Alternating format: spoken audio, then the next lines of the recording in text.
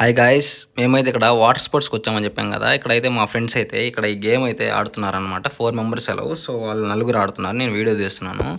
So guys, video నచ్చినట్టయితే subscribe చేసుకోండి, మర్చిపోవద్దు, లైక్ కొట్టి కామెంట్ చేయండి. మా ఫ్రెండ్స్ అయితే ఫుల్గా ఎంజాయ్ చేస్తున్నారు గేమ్ని, చూడండి.